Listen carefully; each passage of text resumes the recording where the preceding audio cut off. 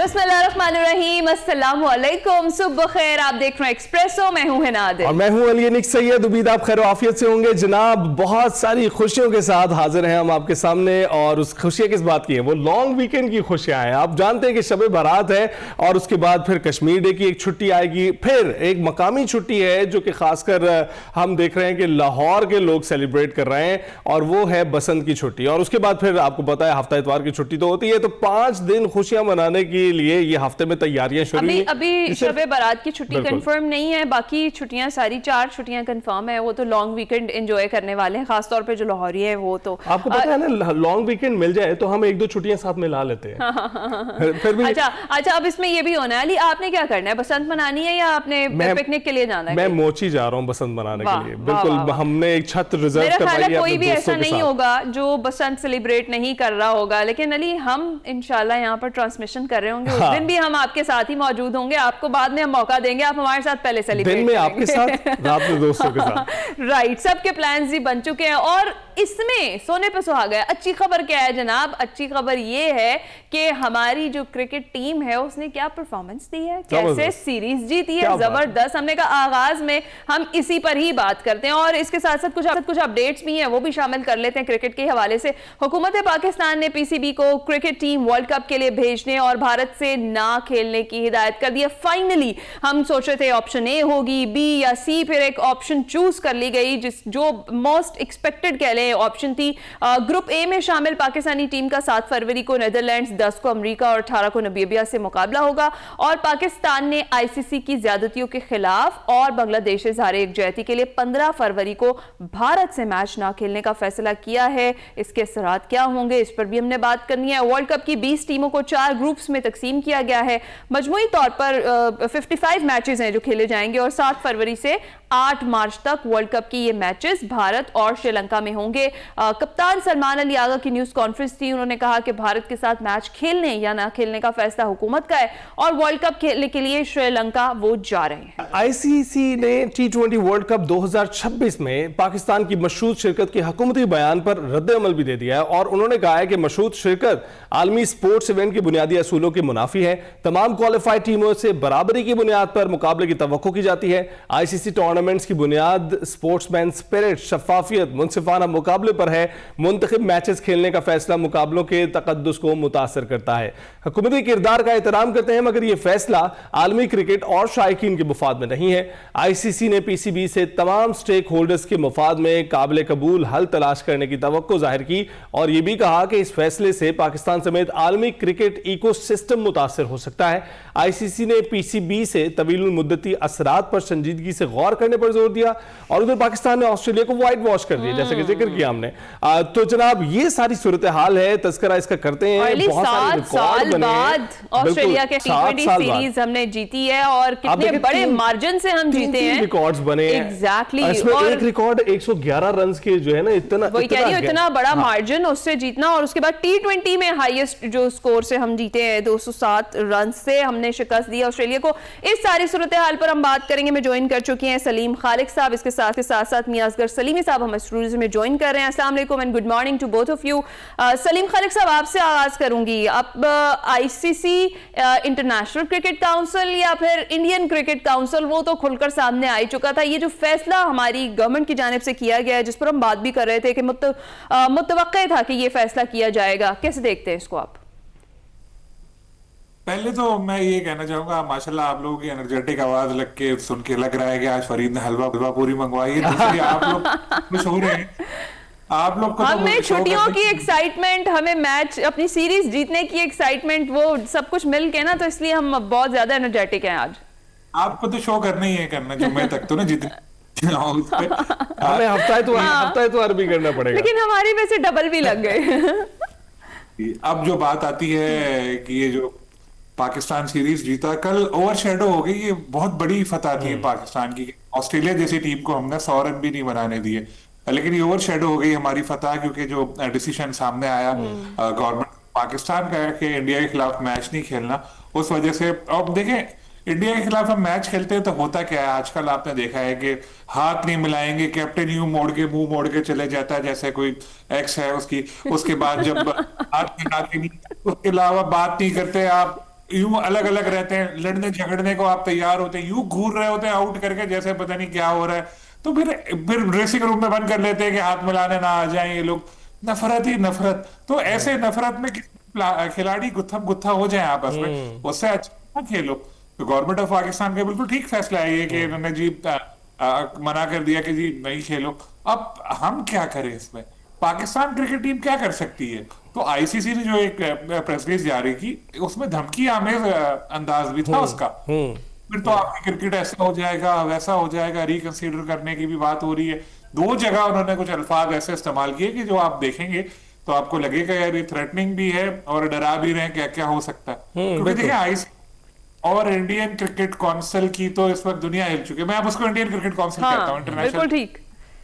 बहुत परेशान है वो लोग, क्योंकि अरबों रुपए का लॉस होना है ये अगर नहीं हुआ मैच तो, और अब तक तो लग रहा है नहीं होना। तो वो अरबों रुपए के लॉस की वजह से नहीं नींदें उड़ चुकी है। कल चंद फौरन ही थोड़ी देर बाद प्रेस रिलीज आईसीसी ने जारी किया, तो और हो सकता है ये पाकिस्तान से बात करने के लिए मीटिंग वगैरह भी रखे, कुछ करें। तो अब ये लोग बहुत परेशान हुए हैं कि यार अभी होगा क्या, क्योंकि पूरे इवेंट की आमदनी एक तरफ, पाकिस्तान इंडिया मैच की आमदनी एक तरफ। बिल्कुल ऐसा ही। लेकिन जाहिर है हमारी टीम जा तो रही है, मैच खेल रही है, लेकिन कह रहा सिलेक्टिव मैच नहीं खेल सकते। तो क्या माजी में जो बहुत सारी टीमों ने मैच छोड़े थे, ऑस्ट्रेलिया ने भी छोड़ा मैच, इसी तरह इंग्लैंड ने भी मैच नहीं खेला, कभी जिम्बाब्वे कभी श्रीलंका के खिलाफ, तो क्या उनको भी आपने इस तरह से धमकियां दी थी या यही कहा था? तो अब ये रवैया समझ से बाहर है। बांग्लादेश को इन्होंने फौरन हटा दिया कि जी, उन्होंने एक जायज कहा कि इंडिया में हमें सिक्योरिटी कंसर्न है, आप स्कॉटलैंड को हटा गए। अब पाकिस्तान ने एक सही बात की है तो आप डरा रहे हैं उसको। तो ये रवैया जो है आईसीसी का, इसी वजह से नामुनासिब है। सलीम साहब बिल्कुल ठीक कह रहे हैं, और खासकर जो वो उनकी बात है कि एक इकोसिस्टम मुतासिर कर रहे हैं, वो इकोसिस्टम इनका अपना इकोसिस्टम है जिनको ये खुद मुतासिर कर रहे हैं। तो इनको खुद सोचना चाहिए बजाय कि हमें उसकी तनबीह दें। अच्छा सलीमी साहब, आपसे पूछना चाहूंगा, आपको लगता है उन्होंने मुतालबा किया कि स्पोर्ट्समैन स्पिरिट का मुजाहरा किया जाए, शफाफियत होनी चाहिए, मुनसिफाना होना चाहिए, तो क्या उनकी जानिब से शफाफियत, स्पोर्ट्समैन स्पिरिट दिखाई गई जो हम दिखाएं? हाँ जी बिल्कुल। अभी जिस तरीके से सलीम खालिक साहब ने भी कहा है कि ये इंडिया जो इंटरनेशनल क्रिकेट काउंसिल का ये फैसला नहीं हो सकता, ये फैसला है इंडियन क्रिकेट काउंसिल का। अब मुझे एक बात बताई जाए कि आईसीसी उस वक्त किधर थी? 1996 की अगर मैं आपको एग्जांपल दूं, उस वक्त ऑस्ट्रेलिया ने और वेस्ट इंडीज़ ने श्रीलंका में जाकर मैचेस खेलने से इनकार कर दिया था। ठीक है, पाकिस्तान एक भी मैच नहीं खेला था, पाकिस्तान तो खेल रहा है। और जिस तरीके से सलीम खालिद साहब ने भी अपना बताया कि जब आप हाथ नहीं मिलाते, आपका जो स्पोर्ट्समैन स्पिरिट है उसका मुजाहरा नहीं करते, तो आप अगर पाकिस्तान नहीं खेलता तो इसमें मैं समझता हूँ कोई इतनी बुरी बात भी नहीं है, बल्कि हो सकता है कि बहुत बड़ी टसल हो सकती थी। हुकूमत पाकिस्तान ने एक अच्छा फैसला करके हो सकता है बहुत बड़ी मुहाजर आराई से जो है ना बचा लिया हो। तो कल भी जब ये डिसीजन हो रहा था, पाकिस्तान उस वक्त कजाफी स्टेडियम में, मैं उधर मौजूद था, मीडिया गैलरी में सिर्फ और सिर्फ यही क्वेश्चन था। पाकिस्तान उस वक्त जीत रहा था और साथ साथ लेकिन ये भी एक क्वेश्चन आ रहा था कि जो चूंकि उस वक्त हमें अतलात थी कि जो चेयरमैन पीसीबी मोहसिन नकवी है, उनका जो मीटिंग है मॉडल टाउन में वजीर आजम पाकिस्तान मियां शहबाज शरीफ के साथ जारी है, और हम ये देख रहे थे, सोच रहे थे कि डिसीजन क्या आएगा।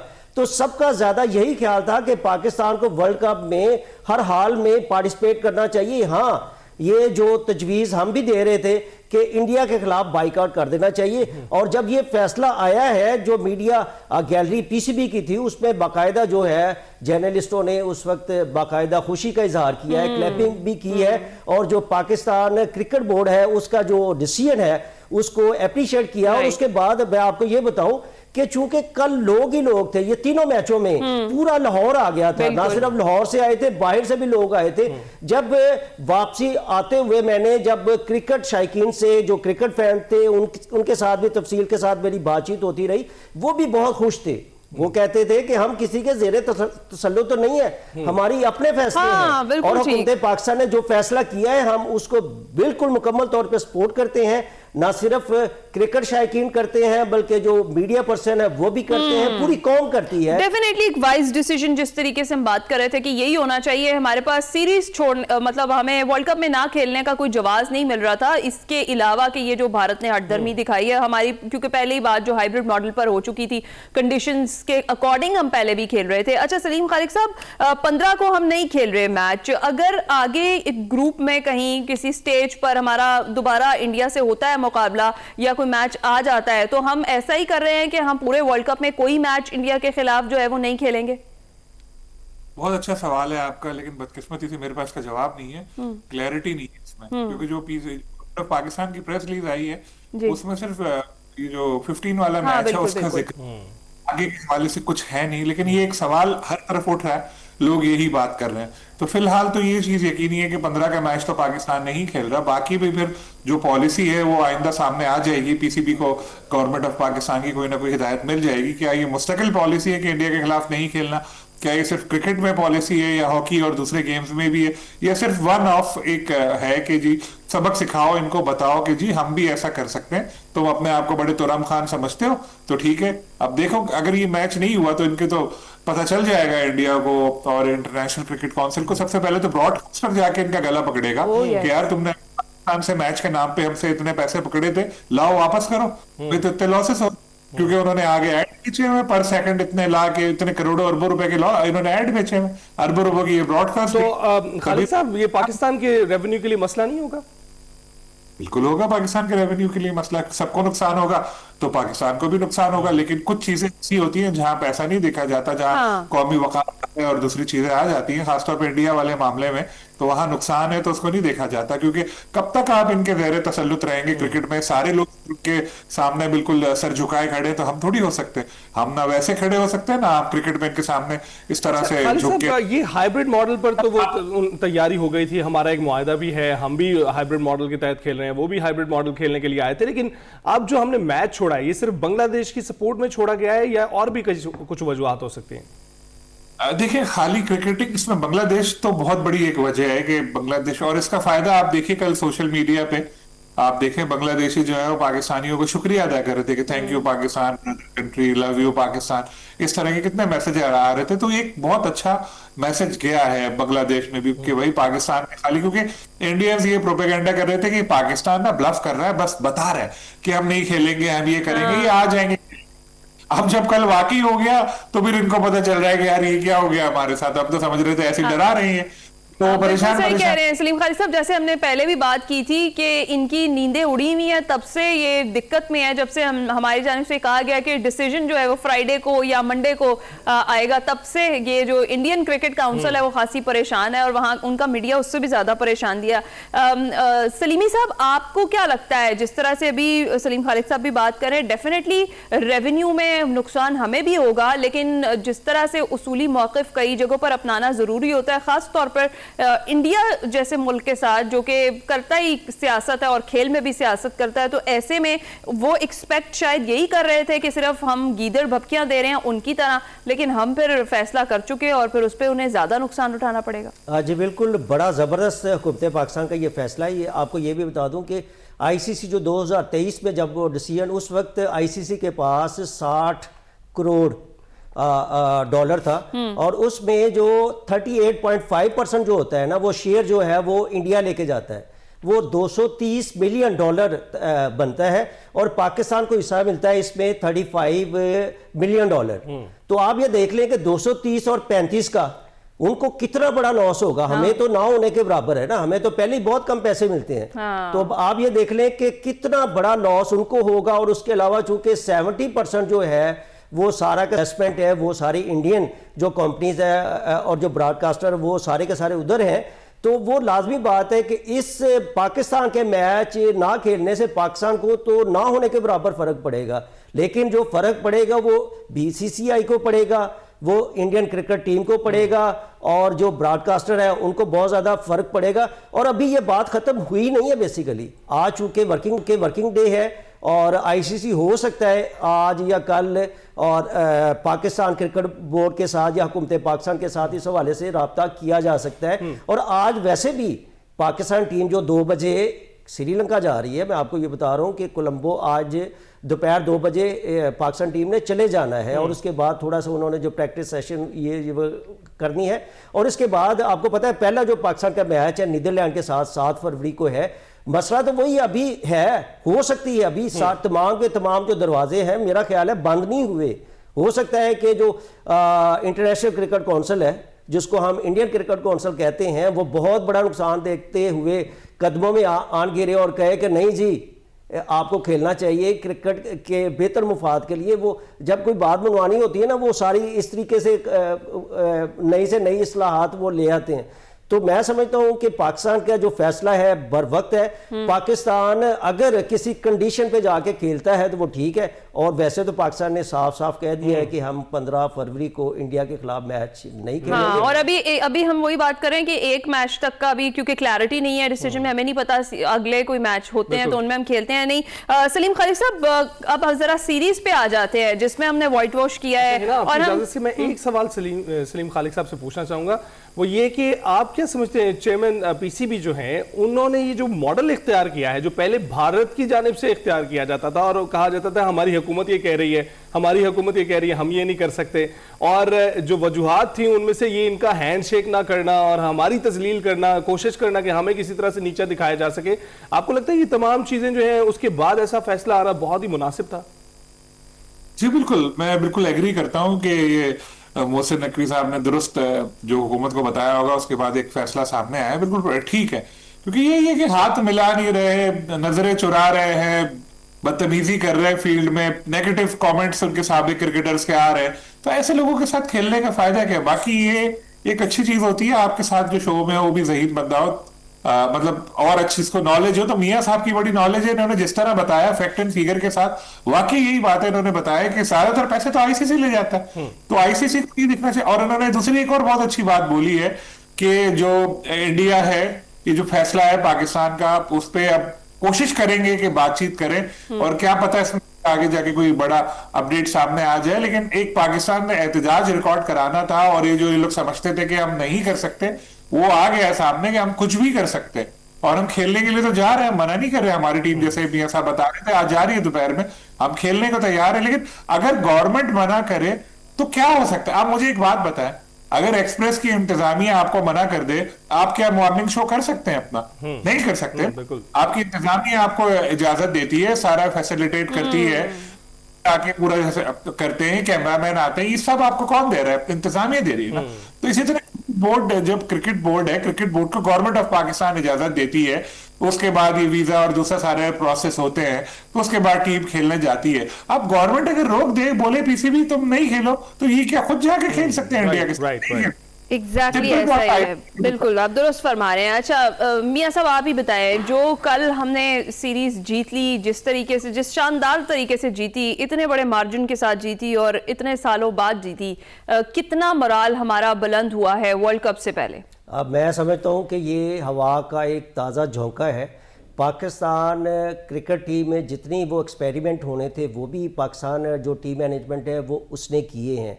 और सबसे जो बड़ी बात है, कप्तान सुलेमान अली आगा, उन पे अपना परफॉर्मेंस पे भी एक क्वेश्चन मार्क था, लेकिन उन्होंने दूसरे मैच में जिस तरीके से 76 किए हैं और अगर जिस तरह वो खेल रहे थे थोड़ा सा सब्र तहम्मुल का मुजाहरा करते तो वो सेंचुरी भी कर सकते थे। लेकिन फिर भी 36 जो बॉलों पे 76 करना बहुत ज़बरदस्त कारकर्दगी। इसके अलावा कल का भी अगर आप मैच देख लें, वो बाबर आजम की कारकर्दगी पे भी क्वेश्चन मार्क था, लेकिन कल भी वो 50 रन नॉट आउट है। उसके बाद साइम अयूब की जो बैटिंग है उस पर एक क्वेश्चन मार्क था, वो भी कल 56 वो भी करके गए हैं। और सबसे बड़ी जो बात है, सुलेमान अली आगा 1 डाउन पोजीशन पे खेल रहे हैं, ठीक है। इससे भी बड़ी जो ब्रेकिंग है, वो शादाब खान और मोहम्मद नवाज के दरमियान एक कंपटीशन चल रहा है, वाकई लग ही रहा है। वो आप देख लें कि कल नवाज ने 5 विकेटें ली हैं, शादाब ने 19 गेंदों पे 46 कर दिया है। क्या बात, कैसी जबरदस्त एक मुकाबले की फजा हो गई है। तो यानी कि दोनों को टीम में रखने के लिए यानी कि वो जवाब पैदा हो गया, वो भी एफर्ट अपने तौर पे कर रहा है, ये भी एफर्ट कर रहा है। ये जब आपके पास अच्छे प्लेयर होते हैं ना, तो जो दूसरे प्लेयर होते हैं वो भी एफर्ट करते हैं, उनको पता है कि अगर मैंने टीम में रहना है तो मुझे स्कोर करना पड़ेंगे, अगर आप बॉलर हैं तो मुझे विकेट लेना पड़ेंगी। ओवरऑल मैं समझता हूं कि वर्ल्ड कप से पहले पाकिस्तान टीम का ऑस्ट्रेलिया वैसे नहीं है। सलीम, पहले हम जीते रहे थे, वो कहते थे छोटी रैंकिंग की टीम है उनके खिलाफ। ऑस्ट्रेलिया दुनिया के नंबर 1 टीम है और आप उसको रिकॉर्ड जो है ना, बिल्कुल आप उसको मार्जिन शिकस्त से दे हरा रहे हैं रहे और क्लीन स्वीप कर रहे हैं, रिकॉर्ड पे रिकॉर्ड बना रहे हैं, 3-3 रिकॉर्ड बना रहे हैं। सलीम खालिक साहब, आपसे भी इस टेक चाहेंगे, और खासकर जो सलमान अली आगा ने बात की है कि बाबर आजम पर सोशल मीडिया पर कम तनकीद की जाए ताकि जैसे वो स्कोर बना रहे बनाते चले जाएं, इस पर जरा कमेंट कीजिएगा।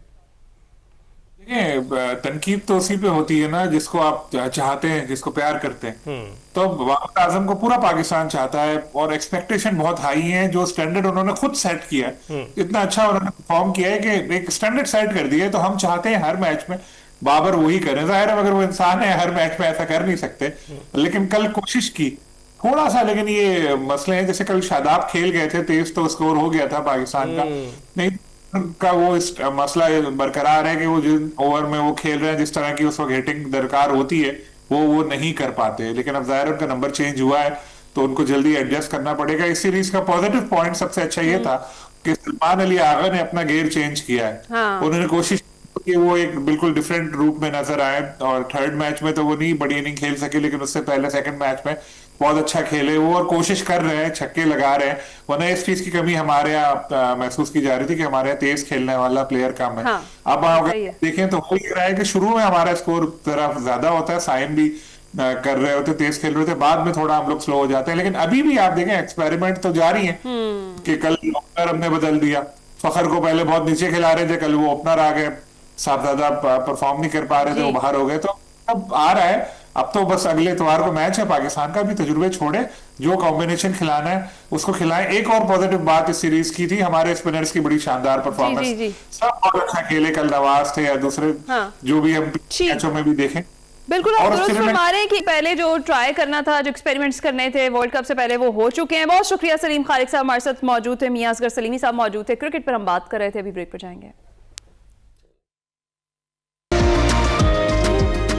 Welcome back to Expresso. आगाज में हमने बसंत का जिक्र किया था, अपने सकाफती मेले का जिक्र किया था, पंजाब में रौनक का जिक्र किया था। तो जनाब कुछ ही रोज बाकी हैं, तैयारियां हमारी आपने देखनी है तो आप जरा लाहौर आए ना, लाहौर आकर देखें कि किस तरह से हम प्रिपरेशंस कर रहे हैं और किस तरह से आपको सड़कों पे, बिल्डिंग्स पे बसंती रंग चढ़े हुए नजर आएंगे। जोशो जज्बा हमारा दीदनी है और गवर्नमेंट के साथ साथ जो अवाम है वो भी बहुत ज्यादा एक्साइटेड है। हम सबको मालूम है कि हुकूमत ने जो 6 से 8 फरवरी तक ये जो हमें महफूज बसंत की, बार बार हम ये आपको बता रहे हैं कि महफूज बसंत की मशरूत इजाजत दी गई है, कंडीशनल परमिशन है, जिसमें शहर में जो अमन आमा है उसको बरकरार रखना है हमने, अवाम के जो मजहबी जज्बात हैं एक दूसरे के, उसका एहतराम करना है, उसके लिए कुछ पाबंदियां हैं, कुछ SOPs हैं जिनको फॉलो करना बहुत जरूरी है।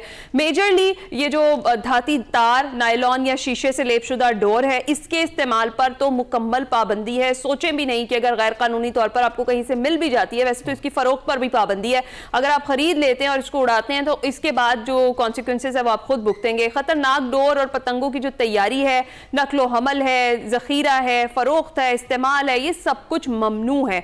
और जबकि पतंगबाजी की जो इजाजत है, इसके खिलाफ दरख्वास्त की समाअत के दौरान वॉल्ड सिटी अथॉरिटी ने भी अपनी रिपोर्ट लाहौर हाई कोर्ट में जमा कराई है। एक रिपोर्ट के अकॉर्डिंग जो बसंत से कबल वॉल्ड सिटी अथॉरिटी ने लाहौर में जो खतरनाक और खस्ता हाल इमारतों का सर्वे मुकम्मल किया है, क्योंकि अगर अभी आप देखें तो एक एक छत जो है वो करोड़ों में रेंट पे दी जा रही है सेलिब्रेट करने के लिए बसंत, खास तौर पर ये जो वॉल्ड सिटी वहां पर। और अथॉरिटी ने यह बताया कि इलाके में मजमूई तौर पर 346 इमारतें खतरनाक करार दी गई हैं, जिनमें से यह बताया जा रहा है कि 183 जो हैं वो बिल्कुल नाकाबिले मरम्मत हैं और जो 63 हैं वो काबिले मरम्मत है और उनके ऑनर्स को कहा गया है कि इनको रिपेयर करा लें। मजीद क्या बसंत की तैयारियां हैं, कौन कौन सी बिल्डिंग्स हैं जो ममनू करार दी गई हैं, इस पर हमने बात करनी है। इस पर बात करने के लिए DG walled city Najmul Saqib साहब हमारे साथ मौजूद हैं। नजम साहब, good morning, thank you very much for joining us. कैसे हैं आप? जी आई एम फाइन, आप सब खैरियत से हैं? नजम साहब, सबसे पहले तो तैयारियों की बात करते हैं। फीडबैक कैसा आ रहा है? कितना हल्ला गुल्ला आप देख रहे हैं कि बसंत से पहले ही शुरू हो चुका है?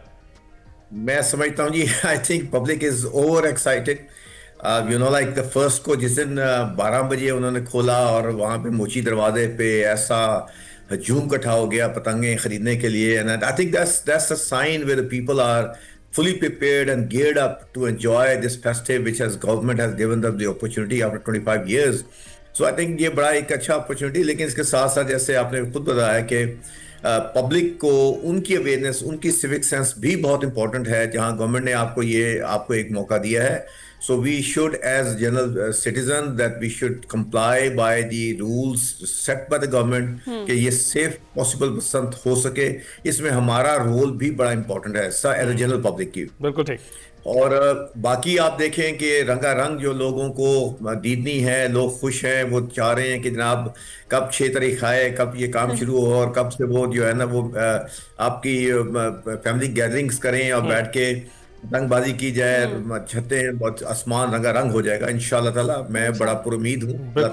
हम दुआगो भी हैं इसके साथ साथ कि खैर खैरियत से इवेंट हमारा चला जाए, क्योंकि इस पर बैन जिस वजह से लगाया गया था वो बड़ी संगीन रीजन है. इसी वजह से जो कंडीशनल परमिशन है वो हमें मिली है. और वाकई आपने दुरुस्त कहा कि आवाम की अपनी जिम्मेदारी भी है. अगर हुकूमत की जिम्मेदारियां हैं बहुत सारी, तो आवाम की भी है कि इसको इवेंट के तौर पर ही सेलिब्रेट किया जाए. अच्छा नजम साहब, ये जो 346 इमारतें करार दी गई हैं खतरनाक और वॉल्ड सिटी की जानिब से, जिनको कुछ तो ऐसी हैं जिनको नोटिस भी किए गए हैं, जो हाई कोर्ट में रिपोर्ट पेश की गई है, जरा ये बताएं कि कौन कौन सी बिल्डिंग्स हैं जो ममनू करार दी गई हैं और कि किस तरह से मेक श्योर किया जाएगा कि जो 183 बिल्डिंग्स बिल्कुल नाकाबिले मरम्मत हैं उनका इस्तेमाल ना हो ड्यूरिंग बसंत. देखिए बिल्कुल आपने सही बताया. हमारा ये रेगुलर सर्वे होता रहता है, लेकिन जो ही हमने ये बसंत के मतलब एक बात आ रही थी तो then we started working on it immediately के देखा जाए कि कहाँ पे हमें इनको उस स्टेज में जाना है कि लोगों को हम अवेयर कर सकेंगे भाई आपकी छतें जो हैं इस तरह से नहीं इस्तेमाल हो सकती. तो ये ऑलमोस्ट 180 और बिल्डिंग्स हैं, जिसमें 90 ऐसी बिल्डिंग्स हैं जो कि बिल्डिंग्स जो कोई रह भी नहीं रहा उसमें, क्योंकि उनकी कोई छत गिरी हुई है, कुछ है, they are very dangerous. Of course उनको भी नोटिस उनके मालकान को भी दे दिए गए थे कि खुदा ना खासा कुछ 7 हाला भी उनकी छत पे ना आए. और उनके नोटिस उनको सर्व भी किए गए, उनको नोटिस उनकी दीवारों पे चस्पा भी किए गए, और उनके ओनर से हम लोगों ने एफिडेविट्स भी ले लिए हैं कि अगर खुदा न खासा उनकी जो है छतों को इस्तेमाल किया जाता है तो तमाम जिम्मेदारी उनकी अपनी होगी, क्योंकि हमने as a government we have given the awareness, we have told them कि ये आपकी छतें इस काबिल नहीं है कि आप गैर जरूरी ऊपर छतों पे लोग इकट्ठे हों. सो यहाँ तक तो हमारी, जैसे मैंने आपको कहा, गवर्नमेंट का एक है, हमने उसको लोगों का अवेयरनेस कैंपेन में भी लोगों को बता रहे हैं कि गैर ज़रूरी छतों पे लोगों को इज्तिमा ना किया जाए. यस आप इसको मनाएं, लेकिन एक महदूद तरीके से मना लें. तो वो हम लोगों ने पूरी कैंपेन की है, नोटिस सर्व भी किए हैं, नोटिस उनकी दीवारों पे लगाए भी हैं, और फिर हम लोगों ने उनसे एफिडेविट्स भी लिए हैं. इसी तरह हम लोगों ने स्ट्रीट टू स्ट्रीट और दुकानों में भी हमारी अवेयरनेस कैंपेन चल रही है. पूरा स्टाफ हमारा मूव कर रहा है, तो यहाँ पे लोगों को ये अवेयरनेस दी जा रही है कि जी ये बसंत जरूर है, इसको इसके साथ सेफ तरीके से मनाएं. सेफ तरीके से मनाना चाहिए. बिल्कुल. वॉल्ड सिटी हर साल ये त्यौहार मनाया करता था और बड़ी प्रैक्टिस में था और लोग दूर दराज से आया करते थे. अब एक अरसा गुजर चुका है, क्या आपको लगता है कि तैयारियां फिर उसी तरह से जोर शोर में, या पहले से बेहतर तरीके से जो है महफूज तरीके से मना रहे हैं इस बार? देखिए मैं समझता हूँ कि पहली बात तो ये है कि आपको जोर शोर नजर आ रहा है लोगों के अंदर, वो है क्योंकि यहाँ पे आपको पता है घुटन का शिकार लोग हैं, उनको कोई ना कोई मौका मिल जाए जिसके अंदर वो अपने आप को महसूस कर सकें. I think they got the one of this, जिसको स्केप गवर्नमेंट ने बड़ा ही एक बहुत बड़ा तोहफा दिया है. जहाँ पे हम कहते हैं जब बाहर का मौसम की आमद होती है, जब नीचे फूल खिलते हैं, आसमान पे रंगारंग पतंगे उड़ रही होंगी. और इसमें फिर मैं बार बार यही कहूंगा कि जहाँ पे गवर्नमेंट ने आपको एक बहुत बड़ा तोहफा दिया है, यहाँ पे पब्लिक को भी अपनी सिविक सेंस के जरिए गवर्नमेंट को पे बैक इस तरीके से कर सकती है कि जी आपने जो एफर्ट्स किए हैं, जो तरीकेकार आपने वाज़ेह किए हैं, उसको फॉलो करते हुए हम बसंत मना रहे हैं, एक सेफेस्ट तरीके से पतंगबाजी करेंगे. तो लिहाजा अगले साल फिर आप देखेंगे ज्यादा दिनों के लिए इंशाल्लाह गवर्नमेंट इसको परमिट करेगी. बिल्कुल. तो सर इसमें हम चाहेंगे कि जो अवाम देख रहे हैं आपको, आप उन्हें कोई मैसेज देना चाहें, जिस तरीके से हम बार बार कह रहे हैं कि ये सेफ बसंत है और कंडीशनल परमिशन है, इस पर आप कुछ कहना चाहेंगे? देखिए मैं बिल्कुल इसमें बड़े वाज़ेह अल्फाज, मैं पहली बात तो ये कि गवर्नमेंट ऑफ पंजाब का एक बहुत इनिशिएटिव है, बहुत मजबूत कदम उन्होंने उठाया. उन्होंने एक गवर्नमेंट को ने पब्लिक को एक तोहफा दिया है बहुत बड़ा. मैं ये बार बार कहूँगा कि जो डिटेल के साथ वर्किंग इसमें होम डिपार्टमेंट में, कमिश्नर ऑफिस है, DC ऑफिस है, सब ने मिलकर इसमें बहुत काम किया है. जो वाज़े तरीक़ेकार वाज़े किए गए हैं, as a citizen we must follow that one to ensure that everything should go very safely and soundly, and we should have the right to We will have enjoy a it. great celebration. नजम साहब बहुत बहुत शुक्रिया, आपने हमें join किया। और बिल्कुल, अगर हुकूमत एक स्पेशल डायरेक्शन में, सही समत में कदम उठा रही है तो आपको भी ऐसा ही करना चाहिए। महफूज रहिए, सेलिब्रेट कीजिए। ब्रेक के बाद हाजिर हूं। Welcome back. आज का शो इंतहाई दिलचस्प होने वाला है। हमने एक शायर को भी मदऊ किया है अपने स्टूडियोज में, लेकिन उनसे बात आपकी कराएंगे हम दूसरे हिस्से में। अभी जिक्र करते हैं अजीम अफसाना निगार और शायर इंतजार हुसैन का, जिनको दुनिया से रुखसत हुए 10 बरस बीत गए हैं। इंतजार हुसैन 21 दिसंबर 1925 को भारतीय रियासत उत्तर प्रदेश में पैदा हुए। उनका शुमार बरसगीर के सफ़े अव्वल के अफसाना निगारों में होता था। उनके अफसाने बस्ती ने शोहरत की बुलंदियों पर राज किया और इस अफसाने का अंग्रेजी में भी तर्जमा किया गया। जी हाँ, इंतजार हुसैन ने अफसानों के अलावा शॉर्ट स्टोरीज, नावल निगारी में भी खूब नाम कमाया। इंतजार हुसैन ने अफसाना निगारी में नई तारीख रकम की। अदब के शोबे में गिरा कदर खिदमात पर हुकूमत ने उन्हें आला सिविल एजाज से नवाजा, जबकि फ्रांस की तरफ से भी आला एजाज दिया गया। इंतजार हुसैन ने शायरी के साथ कॉलम नवीसी के जो जौहर दिखाए। रोज़नामा एक्सप्रेस के लिए कॉलम लिखते रहे। इंतजार हुसैन 2016 में आज ही के दिन जहान फ़ानी से कूच कर गए। उनकी अदब के शोबे में गिरा कदर खिदमात को हमेशा याद रखा जाएगा। छोटा सा ट्रिब्यूट था जो एक्सप्रेसो में हमने उनको पेश किया। अभी हम ब्रेक पर जाएंगे।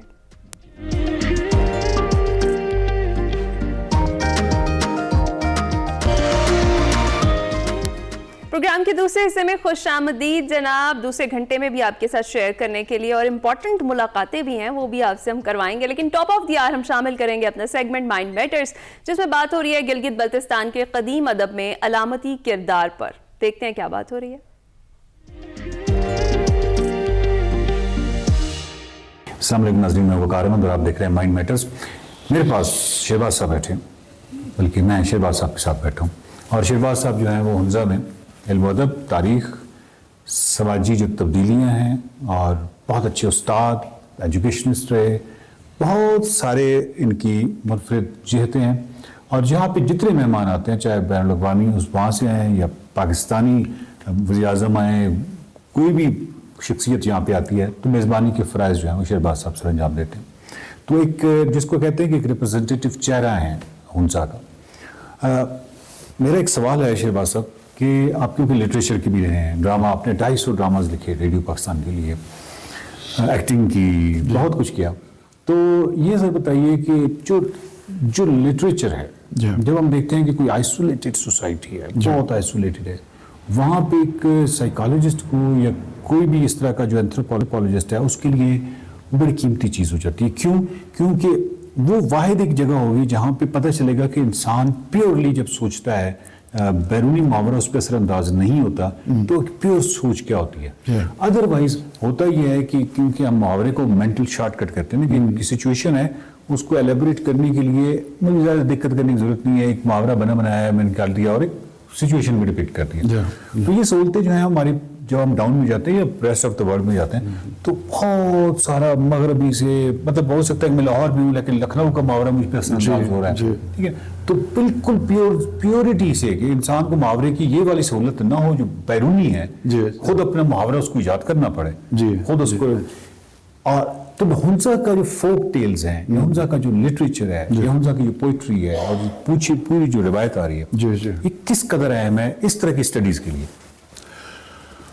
देखिए, इंसानों की बस्तियाँ जब तक इल्म की रिवायत नहीं चली थी, वहाँ पे लोकल विजडम बहुत मजबूत रहा। बिल्कुल इसी तरह से हुंज़ा में भी एक तरफ तो आप देख लें कि हम इंतहाई एक हॉरिबल पॉवर्टी में फंसे हुए हैं, लेकिन दूसरी तरफ हुंज़ा को आज के ज़माने तक लाने के लिए बुनियादें भी पड़ रही हैं। वहाँ पे सदियों पहले बुनियादें पड़ रही हैं। हुंज़ा के लोग जफाकश भी थे, जंगजू भी थे, बहादुर भी थे और मुतहिद भी थे।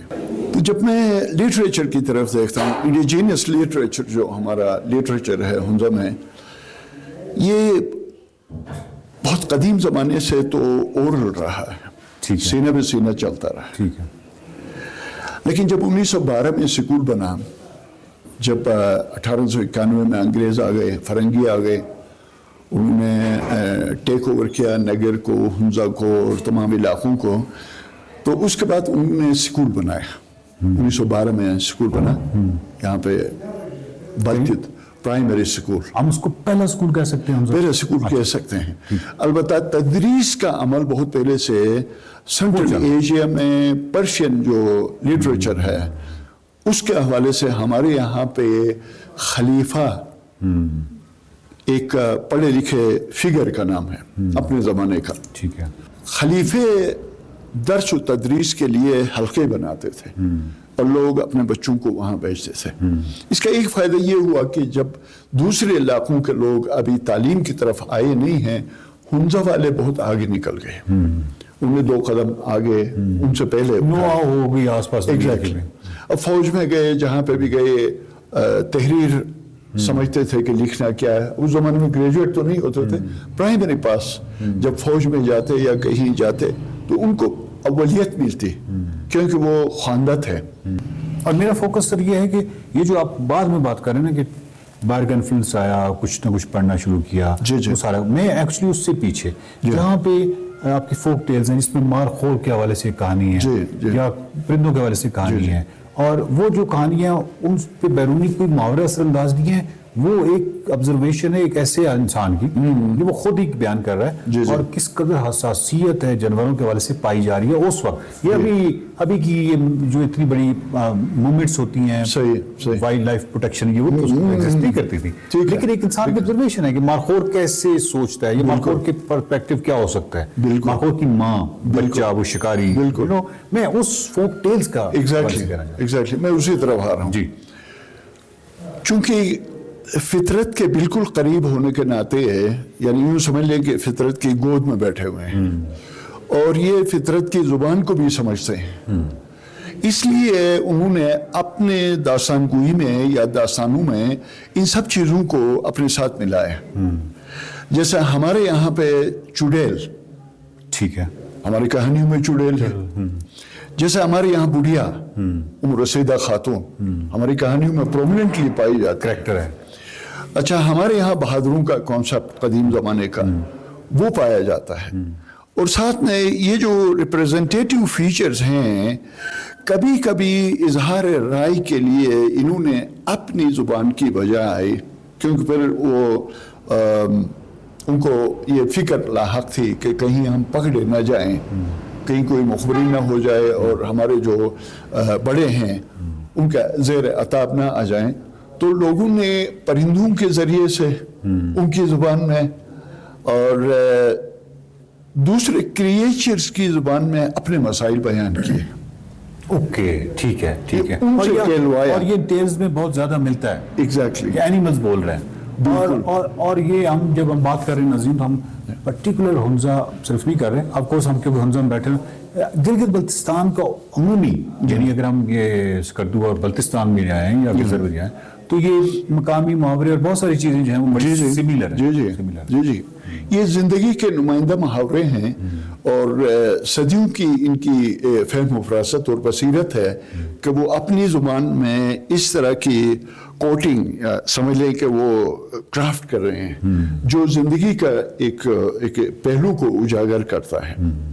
तो लिहाजा ये बहुत रिच है हमारे यहाँ पे, बहुत रिच है। लेकिन अब ज़रूरत इस बात की है कि फ़ी ज़माना जैसे आपने फरमाया कि अब तो हम एक अदगाम है कल्चर्स का, एजुकेशन के ज़रिए, सोशल मीडिया के ज़रिए, तो जैसे जैसे तहजीबें बदलती रही हैं हमारे यहाँ पे, जैसे हिंदुइज़म, बुद्धिज़्म, शमनिज़म, इस्लाम, तो हर दौर की कहानियाँ बनती रही हैं और वो थियोलॉजिकल फ्रेम के अंदर भी कहानियाँ बनती रही। मसलन जब हम हिंदू मज़हब को फॉलो करते थे तो हमारे यहाँ एक ख़ास नाम है जेई मीचिंग। जेई का मतलब है किसी चीज़ को बर्न आउट करना। तो लामहला हिंदू में ये रिवायत थी, शायद वही फ़िरका था जो है ना वो मुर्दे जलाया करते थे। तो हर मोहल्ले के साथ जेई मीचिंग, इससे अंदाज़ा होता है कि वो हिंदू दौर यहाँ पे रहा होगा। फिर खुदा का तस्वुर माँ के दर्जे में हमारी ज़ुबान में पाया जाता है। तो इस्लाम के बाद जो ना अल्लाह के बारे में ज़्यादा क्लियर कॉन्सेप्ट आ गया। उससे पहले बुद्धिज़्म और हिंदुइज़्म में अल्लाह के बारे में जो कॉन्सेप्ट है वो माँ के तस्वुर में है, इसलिए मुअन्नस है। आपकी फोक टेल्स में उसकी चीज़ का एग्जैक्टली खुदा मो खुदई, खुदा मो हर, ये वो चीज़ें हैं जिनसे अंदाज़ा होता है कि उस ज़माने में खुदा का तस्वुर ज़्यादा वाज़ेह नहीं था, या फिर उस डॉक्ट्राइन के मुताबिक मादा के तौर पर या माँ के तौर पर लिया जाता था। तो साथ में जब शमनिज़्म आया तो लोगों ने बिलीव करना शुरू किया कि शमन्स जो हैं वो दरअसल वो मखलूक है जिनका ताल्लुक जिन ज़ात या परिज़ात से है। ओके। और फिर उन्होंने शमन को कई हवालों से देखा, मसलन स्पिरिचुअल हीलिंग के तौर पर, हीलर के तौर पर देखा उन्होंने कि उसका इलाज कर रहा है लोगों का। अच्छा, इसी तरह से जादू टोना को अगर कहीं दफन है तो शमन को बुलाते थे कि जी, वो कहता था कि यहाँ तुम्हारे दुश्मन ने कुछ चीज़ दबाई हुई है, जादू किया है, तो उस हवाले से भी शमन इम्पोर्टेंट था। फिर शमन आने वाले वक्त के बारे में शमन से पूछते थे, जैसे मीर अफुंजा फेस्टिवल में शमन डांस करवाते और शमन गा कर बताता कि आने वाला वक्त कैसा होगा। तो इधर फिर कहानियाँ बनी। और साथ में जब हम आगे चले तो मॉडर्न दौर में कहानियाँ तो खैर अभी बनती नहीं हैं, हमारे पास तो ज़ख़ीरा है पुराना, उसको प्रिजर्व करने की ज़रूरत है। ठीक है। जो अब तक कहीं पे हो नहीं रहा। मुस्तशरकीन ने इस पर काम किया है, हमारे खुद अपने लोगों ने बहुत कम काम किया है, लेकिन जो वेस्टर्नर्स थे उन्होंने ब्रूशेस्की पे बहुत काम किया, और चूंकि उनको ज़रूरत थी उसको समझने के लिए तो उन्होंने ग्रामर भी क्राफ्ट किया। अच्छा जी, कुछ किताबें भी लिखी, डिक्शनरी लिखी वेस्टर्नर्स ने। और फिर हमारी तरफ जब हम आते हैं तो दो ऐसे स्कॉलर्स हैं जिन्होंने ब्रूशेस्की पे काम किया। एक आलिजा गुलामुद्दीन साहब जिन्होंने कुरान का तर्जुमा ब्रूशेस्की में किया, जो मेरे ख्याल में बहुत बड़ा काम है आज के ज़माने में। और अल्लामा नसीरुद्दीन नसीर हुंजाई बाबा ब्रूशेस्की, उन्होंने कई जनराज पे काम किया है, पोइट्री पे काम किया है और इरफानी अदब पे काम किया, और फिर साथ में इस तरह की चीज़ें उन्होंने अपनी लाइब्रेरी में प्रिजर्व करवा थी। तो मेरे ख्याल में आपने जो मुहावरा और कहानी की बात की, ये सोसाइटी बहुत रिच है उस हवाले से। बहुत शुक्रिया नाज़रीन किराम। बात यह है कि जितनी भी फोक टेल्स हैं हुंजा की, इसका एक मजमूआ है फोक टेल्स ऑफ हुंजा, वो बहुत ही खूबसूरत है। शुमाली इंसाइक्लोपीडिया लोक वर्सन ने शाया किया है, तो उसमें मुहावरा, माओ की लोरियाँ और जितनी भी पुरानी कहानियाँ हैं वो हैं, कहीं से भी आप देख सकते हैं। उनमें एक चीज़ जो है वो आपको कॉमन और वो मिलती है, वो है एक एम्पथेटिक होना, एम्पथी, एक एहसास, एक दूसरे का ख्याल रखना, वो ट्राइबल कल्चर जो है। और दूसरा ये कि जानवरों के पर्सपेक्टिव से भी सोचना। इमेजिन कीजिए कि किस कदर की क्रिएटिव बात है, कितनी क्रिएटिविटी वाली बात है कि आप उनके पर्सपेक्टिव से इंसान को देख रहे हैं और फिर शायरी तख्लीक कर रहे हैं और फिर शॉर्ट स्टोरीज़ बना रहे हैं। बहुत ही खूबसूरत हैं फोक टेल्स ऑफ हुंजा, बहुत ही एनरिच हैं। सिर्फ बात यह है कि इन तमाम चीज़ों को, जो पुरानी ट्रेडिशन है, इसको ख़त्म नहीं होना चाहिए। वो एक इंसानी दानिश का सदियों का निचोड़ है। हम अचानक किसी मॉडर्निटी के इस चक्कर में उनको अगर सेटिसाइड करेंगे तो मेरा ख्याल है कि उसके असरात किसी तौर भी अच्छे नहीं हो सकते। देखते रहिए माइंड मैटर्स। Welcome back. अच्छा जनाब, APSACS inter zonal squash championship जो है 25-26 army squash courts GSU Rawalpindi में उसका कामयाब इनेकाद हुआ है, जिसमें मुल्क भर के 22 स्कूलों के बासलाहियत खिलाड़ियों ने शिरकत की। और इसी बावका टूर्नामेंट में रावलपिंडी की टैलेंटेड खिलाड़ी माहीन जफर ने शानदार खेल का मुजाहरा करते हुए गोल्ड मेडल अपने नाम किया है। मजीद माहीन जफर हमारे साथ मौजूद है, अपनी कामयाबी शेयर। अस्सलाम वालेकुम माहीन, गुड मॉर्निंग, कैसी हैं आप? वालेकुम सलाम, अल्हम्दुलिल्लाह। आप बताएं, आप कैसी हैं? अल्हम्दुलिल्लाह। माहीन, सबसे पहले तो हमारी तरफ से बहुत बहुत मुबारकबाद। आपने APSACS जो इंटर जोनल स्क्वॉश चैंपियनशिप है उसमें गोल्ड मेडल जीता है। कैसा एक्सपीरियंस रहा और कैसा महसूस कर रही हैं आप? अल्हम्दुलिल्लाह, मैं बहुत खुश हूँ, मुझे मेरी मेहनत का सिला मिला। मेरे फादर ने मुझे इतना ट्रेन किया और मेरी मदर की दुआएं मेरे साथ थी और काफ़ी हर्डल्स आई बट हो गया। जबरदस्त अच्छा जबरदस्त। माहीन, ये बताइएगा कि आप शुरू से ही इस खेल से वाबस्ता थी, आप पहले से ही इसमें कुछ कर दिखाना चाह रही थी या पहले आप कोई और खेल खेलती थी और फिर आपने शिफ्ट किया इस पे? मेरी पूरी फैमिली स्कॉश रिलेटेड है, तो बचपन से जैसे कि मेरे फादर जो हैं वो आर्मी स्कॉश हेड कोच है जफ़र गुल, तो उनसे इंस्पायर होकर मैंने बचपन से इस फील्ड में इंटरेस्ट दिखाना स्टार्ट कर दिया था, जो इंटरेस्ट के चलते ही आज मैंने अपनी डेडिकेशन और मेहनत से आज ट्रॉफी हासिल की। There we can see Maheen, ज़बरदस्त। अच्छा, ये जो चैंप है बेसिकली ये army squash course GHQ Rawalpindi जैसे एक बड़े प्रोफेशनल वेन्यू पर हुई थी, तो उस माहौल में खेलते हुए आपकी क्या फीलिंग्स थी और ख़ास तौर पर चैलेंजेस आपको क्या फेस करने पड़े? चैलेंजेस मेरी फीलिंग्स ये थी कि यहीं पे मैं ट्रेन हुई हूँ, तो मेरे लिए इजी था यहाँ प्ले करना और काफ़ी सपोर्ट किया मुझे मेरी टीचर से। माहीन, हम हमारे साथ ही रहिएगा। माहीन हमारे साथ ही हैं। माहीन आप कंटिन्यू कीजिएगा, जो हमने आपसे सवाल किया था हम जानना चाहेंगे क्या क्या चैलेंजेस आपके लिए रहे या फिर आपके लिए बड़ा आसान था? एक्चुअली यहाँ पे ही मैंने ट्रेनिंग की है, तो मेरे लिए काफ़ी आसान था यहाँ पर परफॉर्म करना। यस राइट, आपकी तैयारी यहीं पर हुई तो आपने सोचा कि भरपूर तैयारी की जाए ताकि जीत ही लिया जाए इस कंपटीशन को। तो आपके सामने तो बहुत सारे स्कूल्स के तलबा खड़े थे, तो आपको लगा नहीं कि उनकी तैयारी भी थी वैसी, आपकी ज्यादा बेहतर कैसे साबित हुई?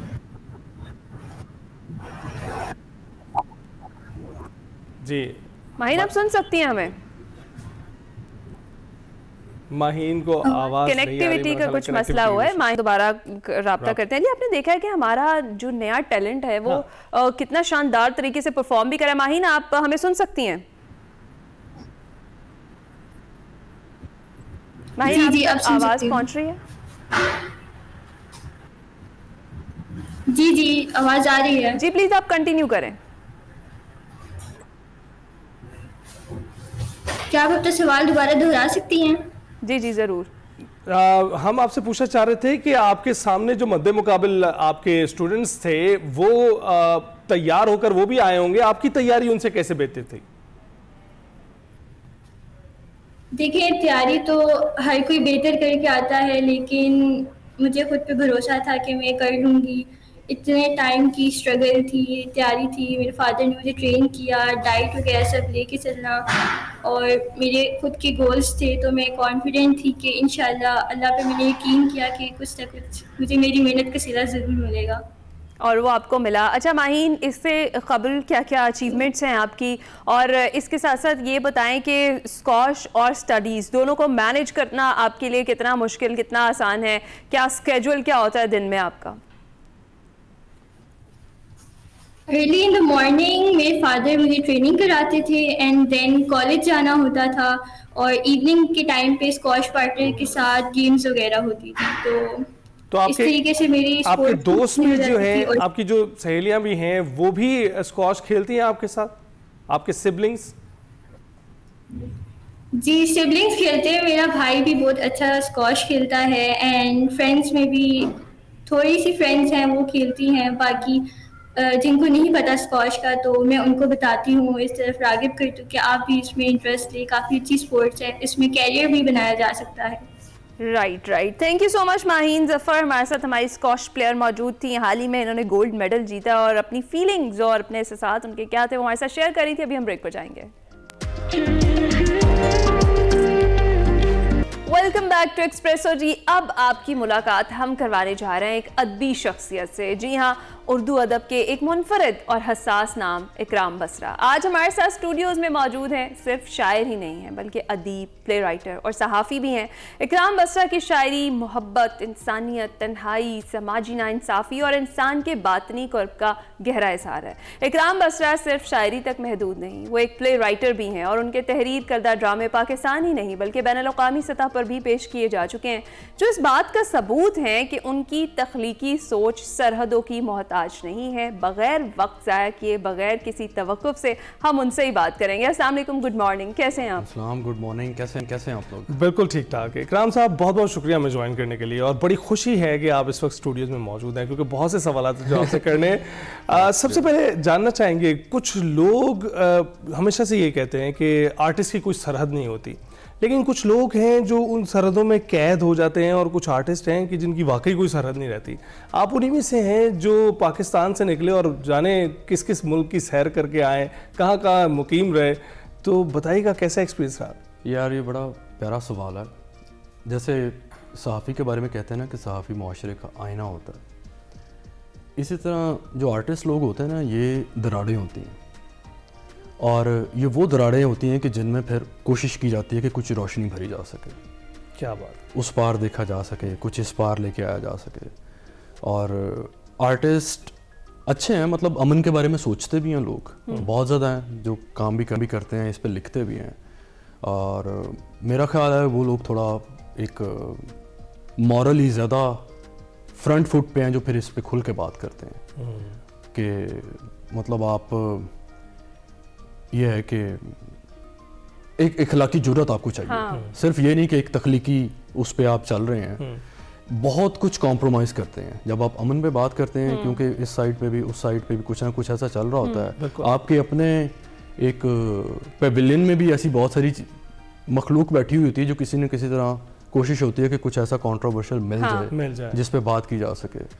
तो बड़ा कुछ स्टेक पे होता है जब आप इस तरह से बात करते हैं अमन की, और लेकिन ये बड़ी ज़रूरी पर आप वायरल तो हो रहे हैं, और viral for the good reason. हाँ, मिलियंस में माशाल्लाह डिफरेंट प्लेटफॉर्म्स पे गई है और कितनी शानदार है। तो मैं डिले नहीं करूँगी, बातें हम थोड़ी सी बाद में करते हैं। हम चाहेंगे कि आप हमें सुनाएं। बहुत शुक्रिया जी। ये पोइट्री लिखी तो मैंने आज से 2-3 साल पहले थी, और ये एकदम से काफ़ी वायरल होगी इंडिया में भी, पाकिस्तान में भी, आप दोनों के लिए कि मलमल रेशम खद्दर अच्छा लगता है, मलमल रेशम खद्दर अच्छा लगता है, कुछ भी पहनो तुम पर अच्छा लगता है। वाह, क्या बात। मलमल रेशम खद्दर अच्छा लगता है, कुछ भी पहनो तुम पर अच्छा लगता है, और तेरी बाहें अच्छी लगती हैं जैसे, तेरी बाहें अच्छी लगती हैं जैसे एक मजदूर को बिस्तर अच्छा लगता है। अरे क्या वाह, बात, क्या वाह। तेरी बाहें अच्छी लगती हैं जैसे एक मजदूर को बिस्तर अच्छा लगता है, मुझको यूं ही अच्छी लगती रहना तुम, मुझको यूं ही अच्छी लगती रहना तुम, अच्छा लगना तुम पर अच्छा लगता है। मुझको यूं ही अच्छी लगती रहना तुम, अच्छा लगना तुम पर अच्छा लगता है, और इतना अच्छा शायद ही कुछ लगता हो जितना तुमको छूकर अच्छा लगता है, और फब जाता है हम पर कोई जख्म भी हो, फब जाता है हम पर कोई जख्म भी हो, जैसे तुम पर जेवर अच्छा लगता है। अरे वाह, और बेकाबू मजमे को ये मालूम नहीं, बेकाबू मजमे को ये मालूम नहीं, दीवाने को पत्थर अच्छा लगता है। अरे क्या बात है, खूबसूरत। बहुत शुक्रिया। ऐसे ही मिलियंस में नहीं आए व्यूज इसके तो और भी ऊपर अभी जाएंगे। बहुत खूबसूरत, बहुत खूबसूरत। अच्छा, जिस तरह से हम बात कर रहे थे कि जो फनकार होता है उसकी कोई सरहद नहीं होती, आपने कहा डेफिनेटली उसकी एक कीमत भी चुकानी पड़ती है। जो लोग ऐसे फनकार हैं जो बाउंड्रीज को कंसीडर नहीं करते और उस तरीके से काम कर रहे होते हैं। आपकी गुलजार साहब से भी बड़ी मुलाकातें रही हैं, और जो रिसेंट आपकी किताब है कमाल करते हैं इश्क वाले, हमें ये सुना है कि उसका प्रीफिक्स भी उन्होंने ही लिखा है। तो कैसा एक्सपीरियंस है, कैसा मुलाकातों का जो अहवाल है वो भी हमें बताएं, और आपकी किताब के बारे में भी हम जानना चाहते हैं। गुलजार साहब जी बहुत बड़े आदमी हैं और बहुत बड़े सफ़ीर हैं मोहब्बत के दोनों मुल्कों में। उनकी पैदाइश इधर दीना झेलम की है, और वो अभी तक, मैं भी जब उनसे पहली बार मिला तो उनकी बेटी आई, वो भी काफ़ी बड़ी फिल्म प्रोड्यूसर हैं। उन्होंने जब मेरा तारुफ करवाया तो उन्होंने कहा ये मेरे वतन से आया, और उसके बाद फिर मैं जब भी उनसे मिला हूँ और अगर कोई आया तो वो यही बताते हैं कि ये मेरे वतन से आया। और तो मैं अक्सर ये बात करता हूँ कि आप ये देखें कि गुलजार साहब ने 48 में जो माहौल ख़राब हुआ वो देखा, 65 की जंग थी वो देखी, और 71 वाला सारा एक खराबा जो था वो भी ऑब्जर्व किया। 84 में उधर कितना कुछ हुआ जी। जिसका पाकिस्तान के ऊपर वो सारा आता रहा, और फिर कारगिल की जंग हुई, फिर अभी ये मई में जो हालात ख़राब हुए, मतलब एक आधी सदी से ज़्यादा हमें एक नफ़रत की और इस तरह की पॉलिटिक्स हमारे सामने आती रही, लेकिन वो आपको उनकी कोई एक कहीं नज़्म ऐसी झलक भी नहीं दिखाई। कोई स्टेटमेंट बिल्कुल नज़र नहीं सही कह आएगी, रहे हैं। बल्कि कहानियाँ हैं उनकी, गीत हैं उनके, नज़में उनकी, फैज़ साहब पे नज़में उनकी, और मेहदी हसन पे उनकी नज़म है, अमजद इस्लाम अमजद साहब पर उनकी नज़म है, तो वो बड़ी मोहब्बत से देखते हैं। अच्छा, बिल्कुल, ये तो हो गए हमसाया मुल्क की शख्सियत। आप अपनी शख्सियत के बारे में बताएं कि इतना कुछ है, जो लोग आपकी शायरी सुनते हैं वो एक शायर को जानते हैं, जो लोग आपका प्लेस देखते हैं वो एक प्ले राइट को जानते हैं, कुछ लोग आपको एज अ उस्ताद जानते हैं, वो यूनिवर्सिटी में आप पढ़ाते रहे, तो ये इतने सारे पहलू एक ही शख्स में कैसे हो सकते हैं? इसमें थोड़ा मुझे ब्रैक करना पड़ेगा। यार ये बेसिकली तो एक जुस्तजू ही है कि कुछ ना कुछ आपको मिलता रहे सीखने के लिए, और एक आप मुझे से प्लेटो ने कहा है ना कि जिस केव में आप एंटर होने से डर रहे हैं उसी में आपके लिए खजाना पड़ा हुआ है, और तो वो एक अननोन स्पेस होती है जब उस जुस्तजू से पहले कि जिसका आपको आइडिया होता है कि अगर मैं जाऊंगा तो या तो मैं बिल्कुल ही गुम हो जाऊंगा या फिर वहाँ पे मेरे लिए खजाना पड़ा हुआ है। तो मैंने काफ़ी इस चीज़ पे फोकस रखा या कोशिश की कि चलो अल्लाह तवक्कल चलते रहे और साथ मेहनत भी करते हैं। जैसे ये शायरी भी है, अब मतलब आमद और इल्हाम अपनी जगह पे, लेकिन इसमें ठीक ठाक मेहनत लगती है। बिल्कुल है, और अपने ख्यालात एहसासात को अल्फाज के सांचे में ढालना, हाँ जी। ये वाकई इसमें मेहनत लगती है। अच्छा, हम जानते हैं कि आप ज़माना तालिब इल्मी से कुछ ना कुछ लिखते भी चले आ रहे हैं, और वैसे तब तो इस तरह का ट्रेंड नहीं होता था वायरल वाला, लेकिन तब भी बहुत आपकी पोइट्री जो थी वो वायरल हो गई थी, और आप खुद भी वायरल हो गए थे।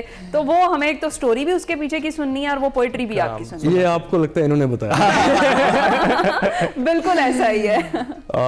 ये तो खुद बड़े अच्छे आर्टिस्ट हैं, तब से मेरा ताल्लुक है। अरे ये तो फिर छुपे रुस्तम है। बहुत सारे दोस्त मेरे ना वो आमा जहत हैं, बहुत सारी जहतों में काम करते हैं। ये जी हमारे एक प्रोफेसर थे, अल्लाह पाक उनको गरीब के रहमत करे, डॉक्टर हसन अख्तर नाज जी जी जी। उनकी क्लास में एक नज़्म कही मैंने, जो दोस्तों को पता चला फिर उन्होंने वो सुनी बहुत बड़े मुझसे, आदमी तो है फिर वो जी। यूनिवर्सिटी में काफ़ी लोगों ने ना सिर्फ सुनी बल्कि काफ़ी लोगों के काम आई। और मैं सुना देता हूँ आपको। प्लीज।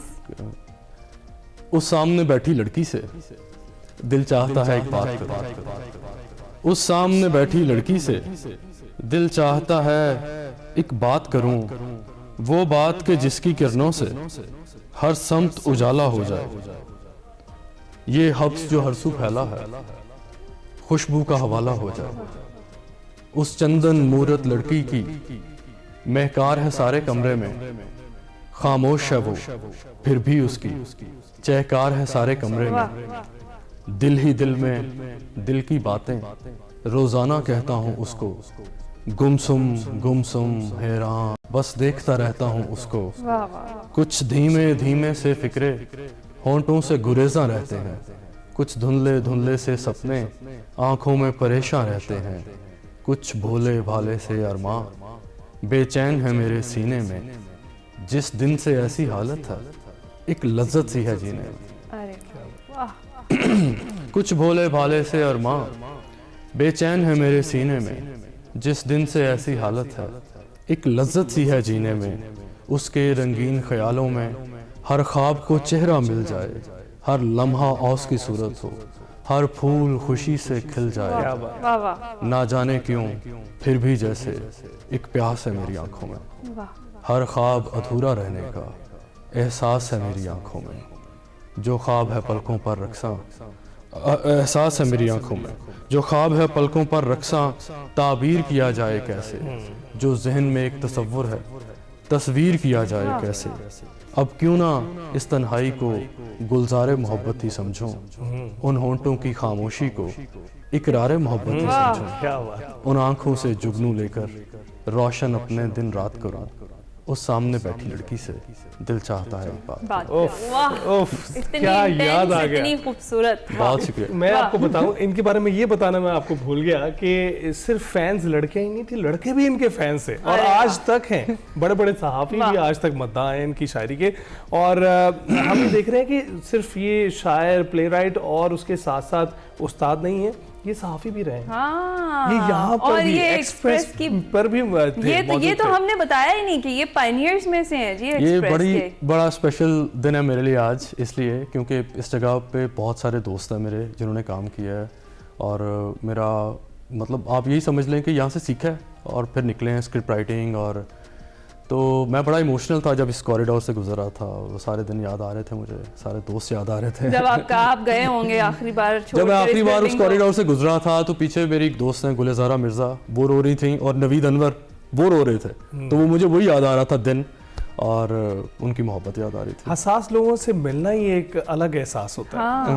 आप जो है जब उनको जान जाते हैं तो फिर वो कहते हैं ना, आप when you learn about that, फिर अनलर्न करना बड़ा मुश्किल हो जाता है। अनलर्न करना मुश्किल हो जाता है। तो बस कोई एक मैसेज जो आजकल के शायर शायरी कर रहे हैं, पाकिस्तान में मौजूद हैं और आपको मशले राह की तरह देखते हैं। यार मशले राह तो बहुत बड़ा लफ्ज़ है, लेकिन मैं ये कहूँगा कि एक तो यह है कि सीखना चाहिए, जो भी है इसका भी अपना एक क्राफ्ट है, लेकिन उस क्राफ्ट से पहले की भी एक चीज़ है, वो ये है कि सच्चा होना सीखना चाहिए इंसान को।